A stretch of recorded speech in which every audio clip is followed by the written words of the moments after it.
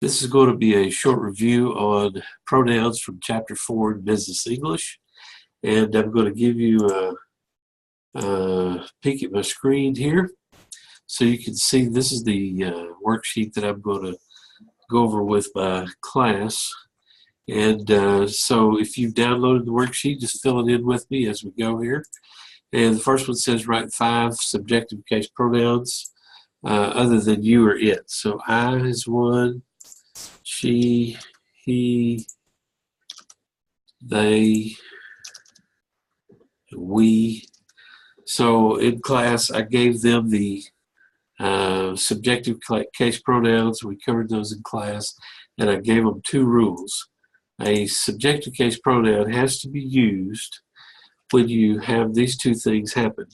When the pronoun is used as a subject, when it's used as a subject of the sentence, okay, or when it, I'm going to just try to fit it in here, when it follows a being verb. When it follows a being verb. So those are the 2 rules for using the subjective case pronouns I, she, he, they, or we. I or me volunteered for the project. Well, I as the subject, I volunteered, not me volunteered. So I is the correct pronoun. And why? Because it is the subject. Okay? When Mark answered the phone, he said, this is he or him. Is a being verb. And when you have the pronoun follow a being verb, you need something out of the subjective case. So you need he. So he is the correct pronoun to use because what? It follows a being verb. Okay. Let's see, write 5 objective case pronouns. So we covered that in class as well. The objective case, I'm not talking about I, I'm talking about me. Let's see. Me, he, she, so we talk about her. He would be him. They would be them. And we would be us. Okay. I didn't tell you, but the pronouns you and it, they are both subjective and objective. But these others are only subjective or objective pronouns, and you'll have to memorize those. So it says list 2 rules for using an objective case pronoun. Well, it's not the subject, it's the object. Let me just pull across some of this, make it smaller. Okay, object of the preposition. But it's the object of the preposition. So whenever you have a preposition, you have, it always starts with a prepositional phrase, always starts with a preposition, and it ends with the object of the preposition, which you remember has to be a noun or a pronoun. So in this case, if we're using a pronoun, it has to be out of the objective case. It has to be me, her, him, them, or us. The other thing it can do, if it's not following a being verb, it follows an action verb. So if it follows an action verb, you use something out of the objective case. So send the contract to. To is a preposition. To they or to them. Well, them is the objective case. So them would be correct. Them is the correct pronoun to use. Why? Because it's the object of the preposition. It's the object of the preposition. Okay, please send I or me the contract.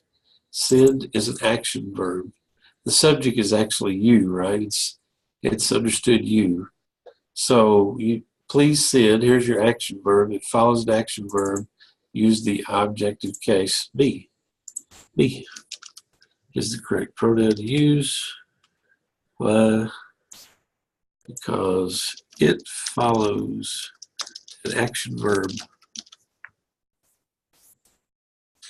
All right, let's take a look at these sentences. Between is a preposition. Here you have a prepositional phrase, between you and I, or between you and me. If it's the object of the preposition, remember you have to use something out of the objective case. So I is subjective and me is objective. Okay, so I would circle me and then write down preposition over the top of between. It's always between you and me. It's never between you and I. And you hear people say between you and I all the time. It might have been. Might have been is a verb phrase, and been is the main verb, which is a being verb. If it follows a being verb, so right up here, it follows a being verb, you have to use something out of the subjective case. Well, here it is. It might have been she who recommended the proposal. So that looks kind of weird, but that's the correct way to do it. This was not in the right order. The subject is it. It was they, or it was them. Well, was is a being verb again. So it was they who redesigned the company website.